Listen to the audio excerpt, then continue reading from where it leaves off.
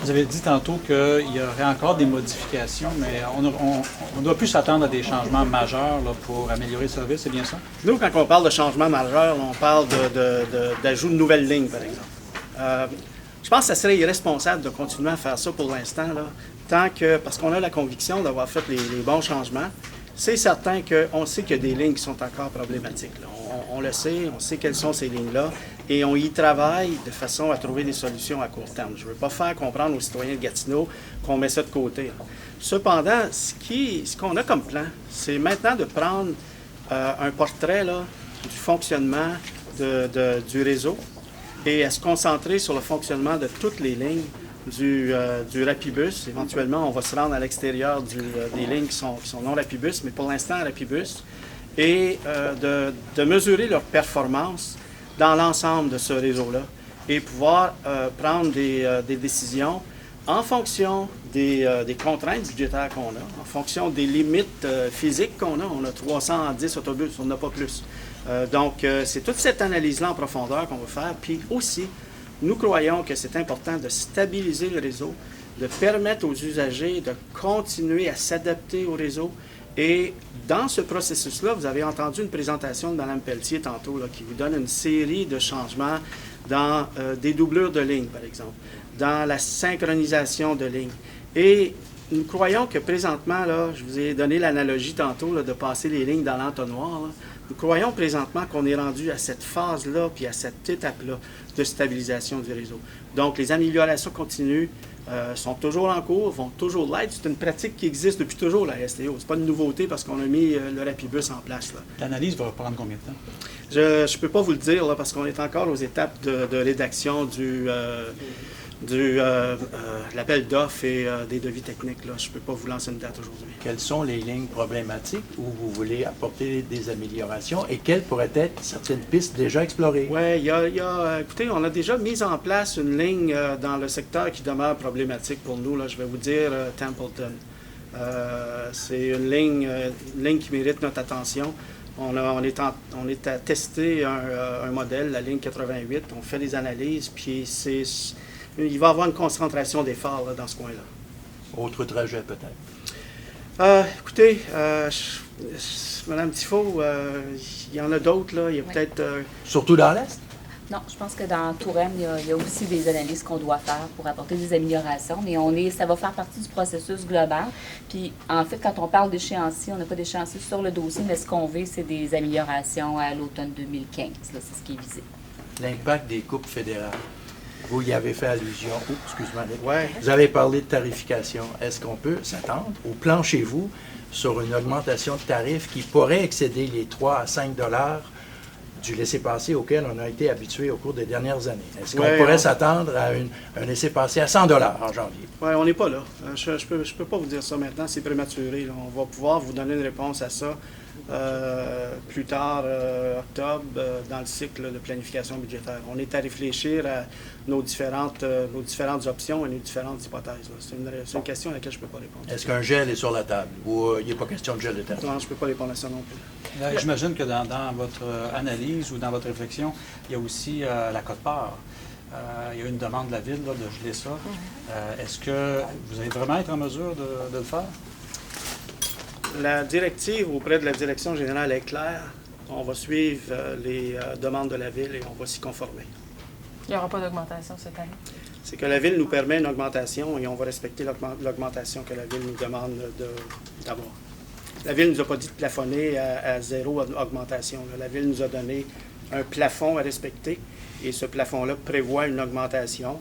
Et l'augmentation, je pense, c'est 3 millions. 3 millions, Je vous lance le chiffre, là, mais c'est 3 millions. C'est ça. Donc, la Ville nous a donné l'autorisation d'augmenter 3 millions. Normalement, ce qu'on fait, la logique, normalement, c'est d'appliquer l'augmentation à partir de l'IPC, ce qui est une pratique très courante.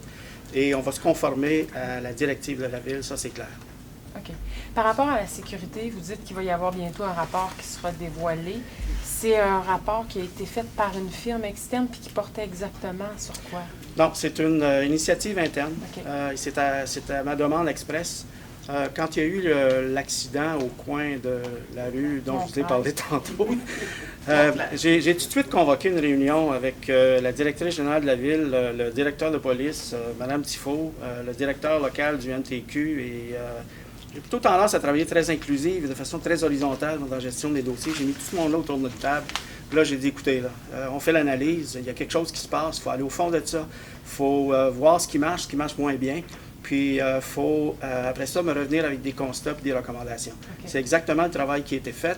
Et ce travail-là, il est complété. Il y a un rapport qui nous est présenté et il va y avoir un point de presse. Vous allez être reconvoqué dans les prochains jours pour vous donner le détail parce qu'il y a quand même une longue série de décisions. De recommandations, qui vont être appliquées. Oui, okay. Et c'est très concret. Là. Vous allez voir là, qu'on est sur le terrain, les deux mains en graisse, là, en train de faire des ajustements.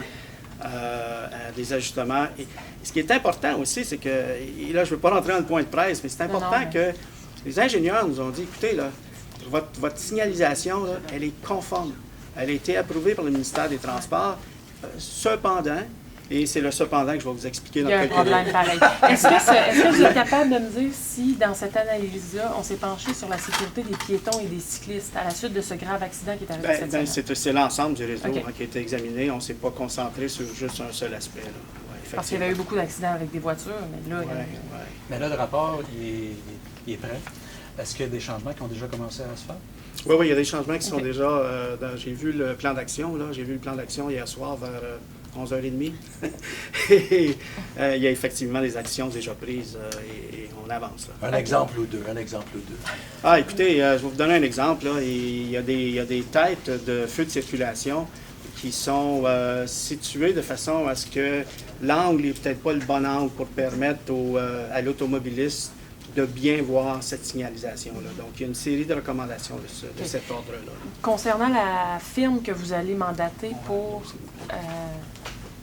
tout revoir la gestion du projet Rapibus, pourquoi?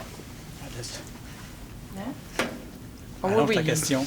Ben non, on n'est pas en direct, il peut bien voir le temps qu'il veut. Les citoyens de Gatineau, on doit le savoir. Puis moi, je ne peux pas expliquer ce qui s'est passé. Puis je peux pas dire c'est parce que je n'étais pas là. J'étais citoyen, puis j'étais interpellé. Ça fait que les citoyens sont interpellés. Les citoyens ont le droit de savoir pourquoi ça a coûté 255 millions. Les citoyens ont le droit de savoir pourquoi ça a pris plus de temps.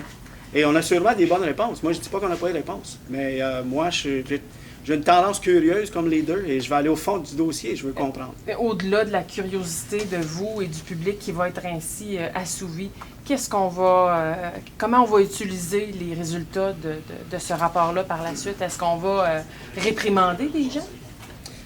Tout va être sur la table. Là. On va voir les constats qu'on va pouvoir faire. Moi, je n'élimine rien là, comme hypothèse de départ. On va voir. On va voir ce que l'analyse va nous donner comme information. On va voir les conclusions qu'on va pouvoir tirer.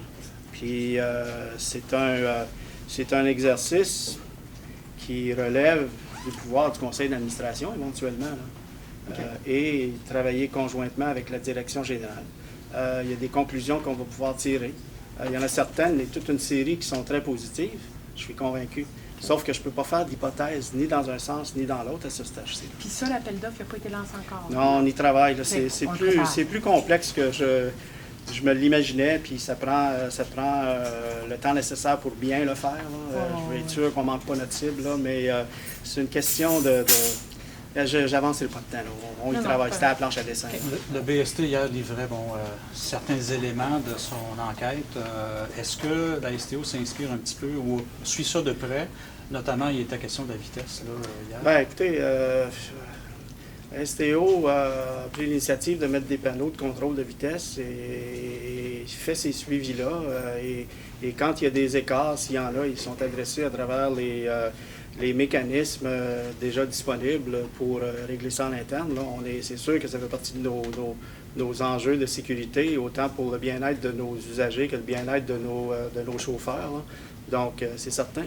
C'est la sécurité des passagers, la sécurité des chauffeurs et de tous les citoyens de Gatineau est une priorité pour nous. Mais allez-vous entreprendre une étude sur la vitesse de vos conducteurs? Présentement, il n'y a pas d'études en vue, à moins que Mme Tifo il y en ait une en tête qu'on n'a pas eu la chance de s'en parler, là, mais ça fait partie des exercices continus à la STU.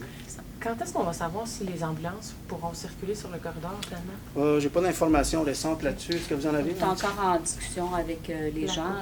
On est très ouvert de ce côté-là, puis on est sur le point de convenir d'une entente, là. Donc, je ne peux pas vous dire exactement quand, mais ça devrait suivre dans les prochains mois.